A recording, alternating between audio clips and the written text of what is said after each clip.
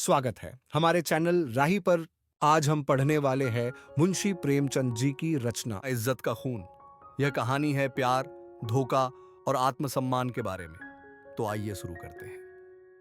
मैंने कहानियों और इतिहासों में तकदीर के उलटफेर की अजीबो गरीब दास्तानें पढ़ी हैं। शाह को भिखमंगा और भिखमंगे को शाह बनते देखा है। तकदीर एक छिपा हुआ भेद है। गालियों में टुकड़े चुनती हुई औरतें सोने के सिंहासन पर बैठ गईं और वह ऐश्वर्य के मतवाले, जिनके इशारे पर तकदीर भी सिर झुकाती थी, आन की शान में चील कौओं का शिकार बन गए हैं। पर मेरे सर पर जो कुछ बीती उसकी नजीर कहीं नहीं मिलती।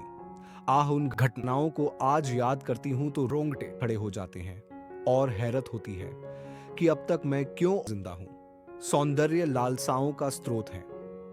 मेरे दिल में क्या लालसाएं न थीं, पर आह निष्ठुर भाग्य के हाथों में मिटी।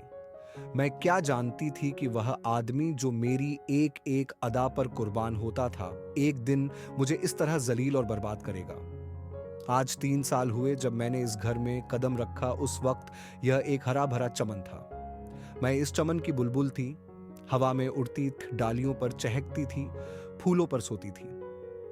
सईद मेरा था, मैं सईद की थी। इस संगमरमर के हौज के किनारे हम मोहब्बत के पासे खेलते थे। तुम मेरी जान हो, मैं उनसे कहती थी। तुम मेरे दिलदार हो। हमारी जायदाद लंबी चौड़ी थी। जमाने की कोई फिक्र न था, जिंदगी का कोई गम न था। हमारे लिए जिंदगी सशरीर आनंद, एक अनंत चाह और बाहर का तिलिस्म थी, जिसमें मुरादें खिलती थी और खुशियों हंसती थी। जमाना हमारी इच्छाओं पर चलने वाला था। आसमान हमारी भलाई चाहता था और तकदीर हमारी साथी थी। एक दिन सईद ने आकर कहा, मेरी जान, मैं तुमसे एक विनती करने आया हूं। देखना, इन मुस्कुराते हुए होंठों पर इनकार का हर्फ ना आए। मैं चाहता हूं कि अपनी सारी मिल्कियत, सारी जायदाद तुम्हारे नाम चढ़वा दूं। मेरे लिए तुम्हारी मोहब्बत काफी है। यही मेरे लिए सबसे बड़ी नेमत है। मैं अपनी हकीकत को मिटा देना चाहता हूं। मैं चाहता हूं कि तुम्हारे दरवाजे का फकीर बनकर के रहूं। तुम मेरी नूर जहाओ बन जाओ। मैं तुम्हारा सलीम बनूंगा और तुम्हारी मूंगे जैसी हथेली के प्यालों पर उम्र बसर करूंगा। मेरी आंखें भर आईं। खुशियां चोटी पर पहुंचकर आंसू की बूंद बन गईं। पर अभी पूरा साल भी ना गुजरा था कि मुझे सईद के मिजाज में कुछ तब्दीली नजर आने लगी। हमारे दरमियान कोई लड़ाई झगड़ा या बदमजगी ना हुई थी, मगर अब वह सईद न था। जिसे एक लम्हे के लिए भी मेरी जुदाई दूभर थी, वह अब रात की रात गायब रहता। उसकी आंखों में प्रेम की वह उम्मग न थी, न अंदाजों में वह प्यास, न मिजाज में वह गर्मी। कुछ दिनों तक इस रूखेपन ने मुझे खूब रुलाया। मोहब्बत के मजे याद आ आकर तड़पा देते। मैंने पढ़ा था कि प्रेम अमर होता है। क्या वह स्रोत इतनी जल्दी सूख गया? आह नहीं, वह अब किसी दूसरे चमन को शादाब करता था। आखिर मैं भी सईद से आंखें चुराने लगी। बेदिली से नहीं, सिर्फ इसलिए कि अब मुझे उससे आंखें मिलाने की तावना थी। उस देखते ही मोहब्बत के हजारों करिश्मे नजरों के सामने आ जाते और आंखें भर आती।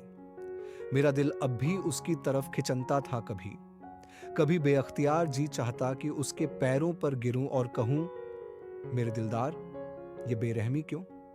क्या तुमने मुझसे मुंह फेर लिया है? मुझसे क्या खता हुई? लेकिन इस स्वाभिमान का बुरा हो जो दीवार बनकर रास्ते में खड़ा हो जाता। यहां तक कि धीरे धीरे दिल में भी मोहब्बत की जगह हसद ने ले ली। निराशा के धैर्य ने दिल को तस्कीन दी। मेरे लिए सईद अब बीते हुए बसंत का एक भूला हुआ गीत था। दिल की गर्मी ठंडी हो गई, प्रेम का दीपक बुझ गया। यही नहीं, उसकी इज्जत भी मेरे दिल से रुखसत हो गई।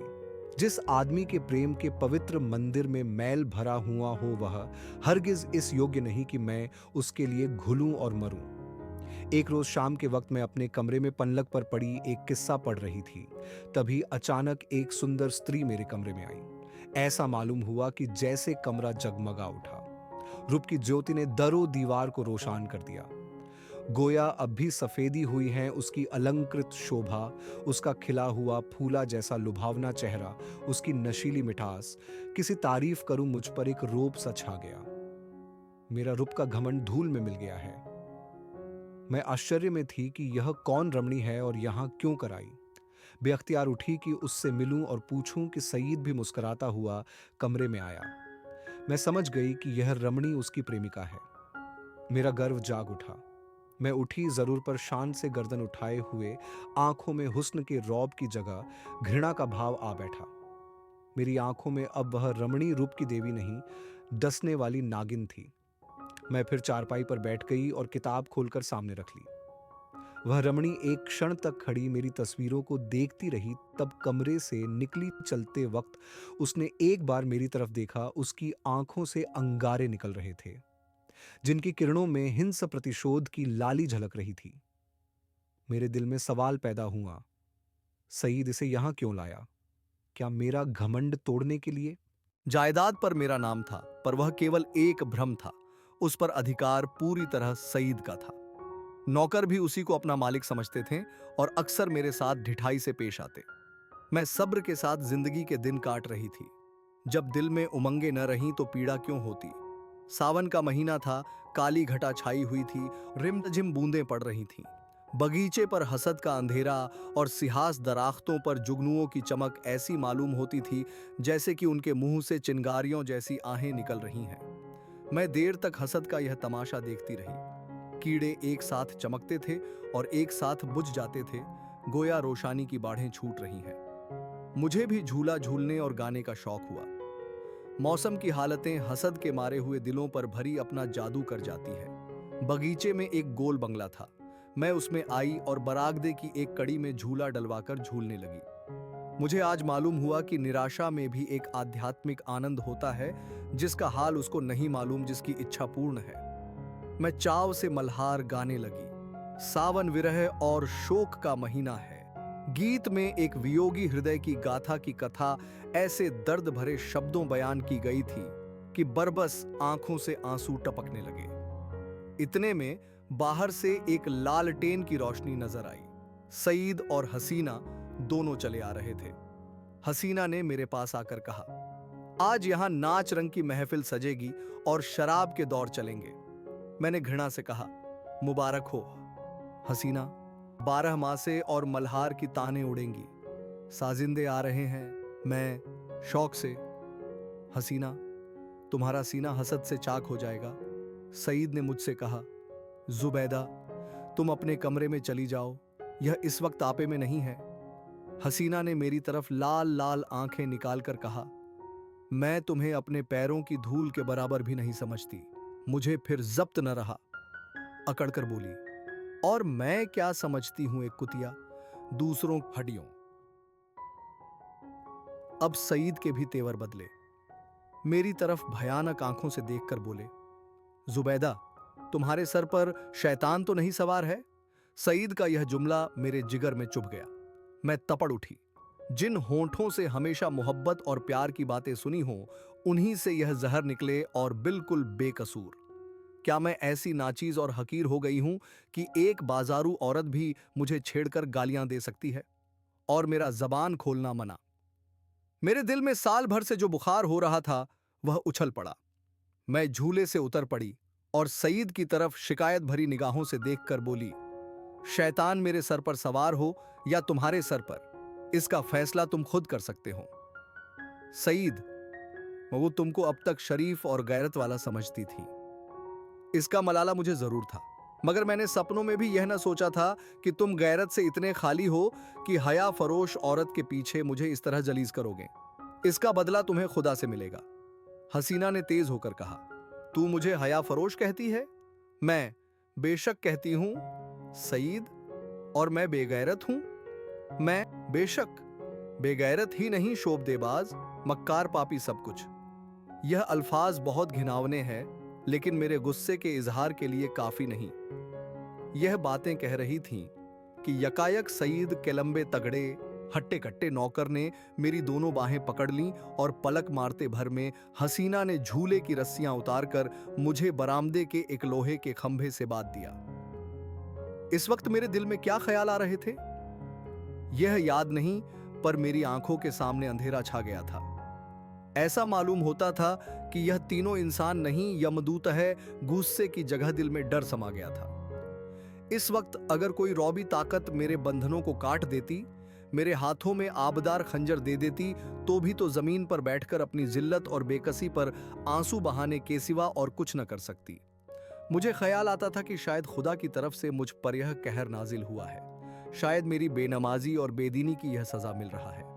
मैं अपनी पिछली जिंदगी पर निगाह डाल रही थी कि मुझसे कौन सी गलती हुई है जिसकी यह सजा है। मुझे इस हालत में छोड़कर तीनों सूरतें कमरे में चली गईं। मैंने समझा मेरी सजा खत्म हुई, लेकिन क्या यह सब मुझे यूं ही बंधा रखेंगे?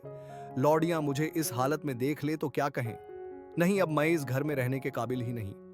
मैं सोच रही थी कि रस्सियां क्यों कर खा लूं, मगर अफसोस मुझे न मालूम था कि अभी तक जो मेरी गति हुई है वह आने वाली बेरहमियों का सिर्फ बयाना है।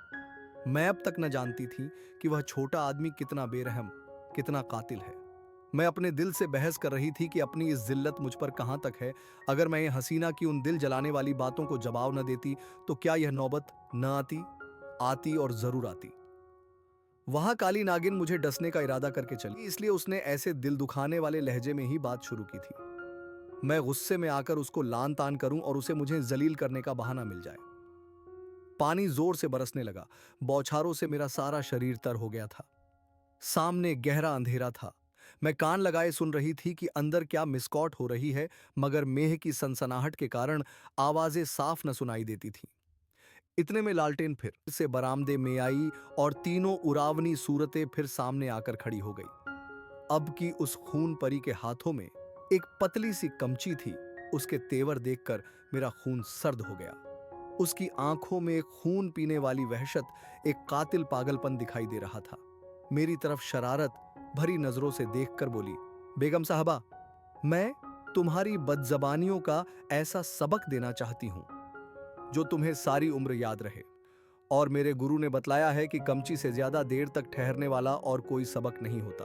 यह कहकर उस जालिम ने मेरी पीठ पर एक कमची जोर से मारी। मैं तिलमिया गई। मालूम हुआ कि किसी ने पीठ पर आग की चिरगारी रख दी।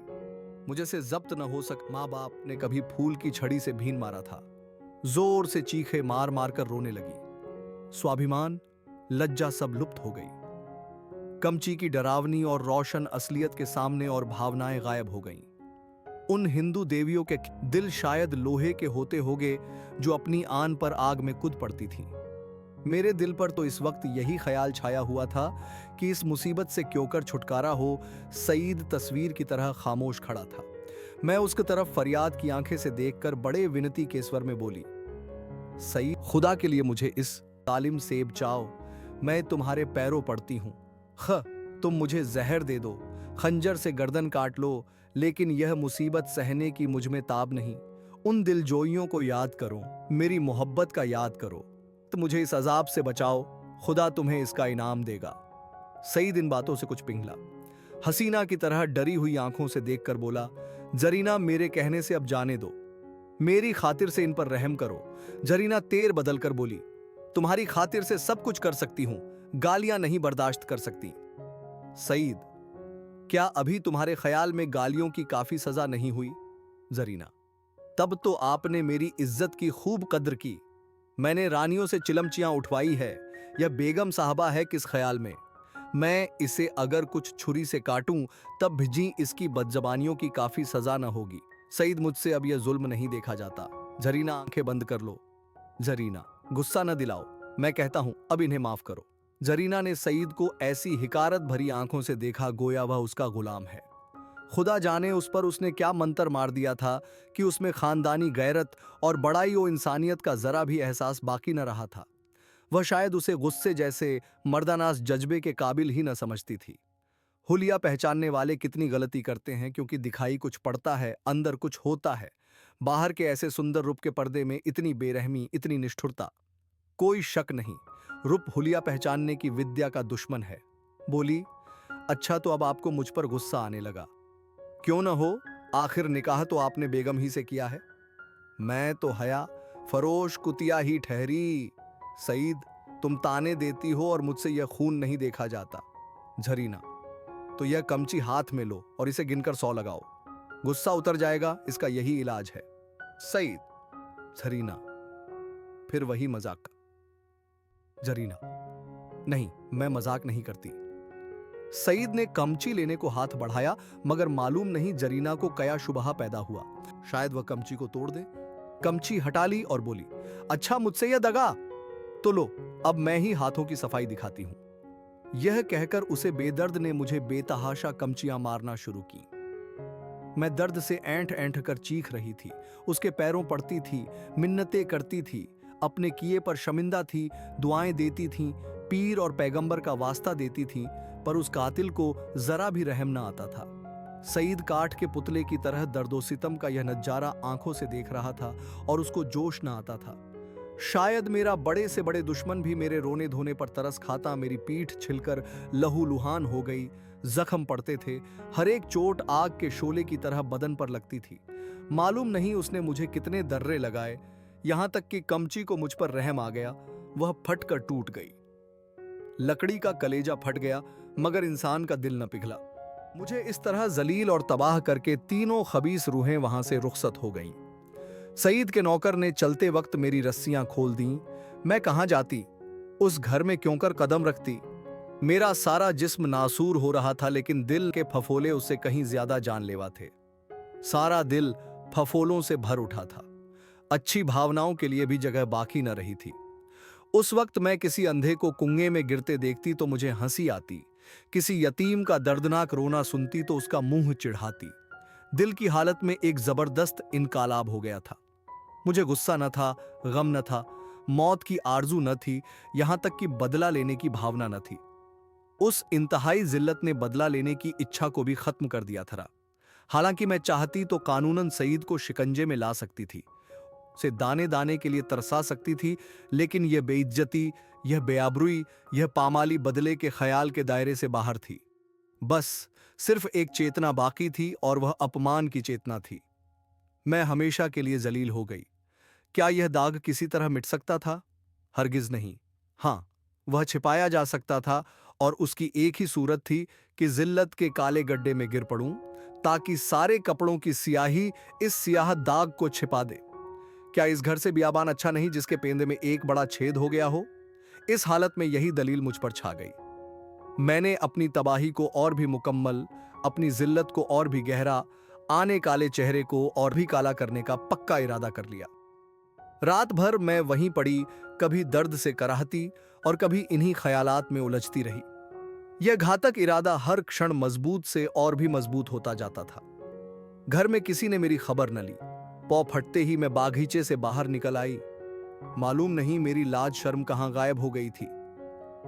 जो शख्स समुंदर में गोते खा चुका हो, उसे ताले तलैयों का क्या डर। मैं जो दरो दीवार से शर्माती थी, इस वक्त शहर की गलियों में बेधड़क चली जा रही थी। चोर कहां? वहीं जहां जिल्लत की कद्र है, जहां किसी पर कोई हंसने वाला नहीं, जहां बदनामी का बाजार सजा हुआ है, जहां हया बिकती है और शर्म लुटती है। इसके तीसरे दिन रुप की मंडी के एक अच्छे हिस्से में एक ऊंचे कोठे पर बैठी हुई मैं उस मंडी की सैर कर रही थी। शाम का वक्त था। नीचे सड़क पर आदमियों की ऐसी भीड़ थी कि कंधे से कंधा छिलता था। आज सावन का मेला था। लोग साफ सुथरे कपड़ पहने कतार की कतार दरिया की तरफ जा रहे थे। हमारे बाजार की बेशकीमती जिन्स भी आज नदी के किनारे सजी हुई थी। कहीं हसीनों के झूले थे, कहीं सावन की मीत, लेकिन मुझे इस बाजार की सैर दरिया के किनारे से ज्यादा पुरलुत्फ मालूम होती थी। ऐसा मालूम होता है कि शहर की और सब सड़कें बंद हो गई हैं, सिर्फ यही तंग गली खुली हुई है और सबकी निगाहें कोठों ही की तरफ लगी थीं, जैसे हवा में उड़ना चाहते हैं। पढ़े लिखे लोगों को मैंने इतना बेधड़क नहीं पाया। वह भी घूरते थे, मगर कनखियों से। अधेड़ उम्र के लोग सबसे ज्यादा बेधड़क मालूम होते थे। शायद उनकी मंशा जवानी के जोश को जाहिर करना था। बाजार क्या था, एक लंबा चौड़ा थिएटर था। लोग हंसी दिल्लगी करते थे, लुत्फ उठाने के लिए नहीं, हसीनों को सुनाने के लिए। मुंह दूसरी तरफ था, निगाह किसी दूसरी तरफ। बस भांडों और नक्कालों की मजलिस थी। यकायक सईद की फिंटन नजर आई। मैं रूस पर कई बार सैर कर चुकी थी। सईद अच्छे कपड़े पहने अकड़ा हुआ बैठा था। ऐसा सजीला बांका जवान सारे शहर में न था। चेहरे मोहरे से मर्दानापन बरसता था। उसकी आंख एक बारे मेरे कोठे की तरफ उठी और नीचे झुक गई। उसके चेहरे पर मुर्दनी सी छा गई, जैसे किसी जहरीले सांप ने काट खाया हो। उसने कोचवान से कुछ कहा, दम के दम में फटन हवा हो गई। इस वक्त उसे देखकर मुझे जो द्वेषपूर्ण प्रसन्नता हुई, उसके सामने उस जानलेवा दर्द की कोई हकीकत न थी। मैंने जलील होकर उसे जलील कर दिया। यह कटार कमचियों से कहीं ज्यादा तेज थी। उसकी हिम्मत न थी कि अब मुझसे आंख मिला सके। नहीं, मैंने उसे हरा दिया, उसे उम्र भर के दिले कैद में डाल दिया। इस काल कोठरी से अब उसका निकलना गैर मुमकिन था, क्योंकि उसे अपने खानदान के बड़प्पन का घमंड था। दूसरे दिन भोर में खबर मिली कि किसी कातिल ने मिर्जा सईद का काम तमाम कर दिया। उसकी लाश उसीर बागीचे के गोल कमरे में मिली, सीने में गोली लग गई थी। 9 बजे दूसरे खबर सुनाई दी, जरीना को भी किसी ने रात के वक्त कत्ल कर डाला था। उसका सर तंजुदा कर दिया गया। बाद को जांच पड़ताल से मालूम हुआ कि यह दोनों वारदातें सईद के ही हाथों हुईं। उसने पहले जरीना को उसके मकान पर कत्ल किया और तब अपने घर आकर अपने सीने में गोली मारी। इस मर्दाना गैरतमंदी ने सईद की मोहब्बत मेरे दिल में ताजा कर दी। शाम के वक्त मैं अपने मकान पर पहुंच गई। अभी मुझे यहां से गए हुए सिर्फ 4 दिन गुजरे थे, मगर ऐसा मालूम होता था कि वर्षों के बाद आई हूं। दरो दीवार पर हसरत छाई हुई थी। मैंने घर में पांव रखा तो बरबस सईद की मुस्कुराती हुई सूरत आंखों के सामने आकर खड़ी हो गई। वही मर्दाना हुस्न, वही बांकपन, वही मनुहार की आंखें। बेअख्तियार मेरी आंखें भर आईं और दिल से एक ठंडी आह निकल आई। गम इसका न था कि सईद ने क्यों जान दे दी, नहीं, उसकी मुजरिमाना बेहिसी और रुप के पीछे भागना, इन दोनों बातों को मैं मरते दम तक माफ न करूंगी। गम यह था कि यह पागलपन उसके सर में क्यों समाया। इस वक्त दिल की जो कैफियत है, उससे मैं समझती हूं कि कुछ दिनों में सईद की बेवफाई और बेरहमी का घाव भर जाएगा। अपनी जिल्लत की याद भी शायद मिट जाए, मगर उसकी चंद रोजा मोहब्बत का नक्श बाकी रहेगा, और अब यही मेरी जिंदगी का सहारा है।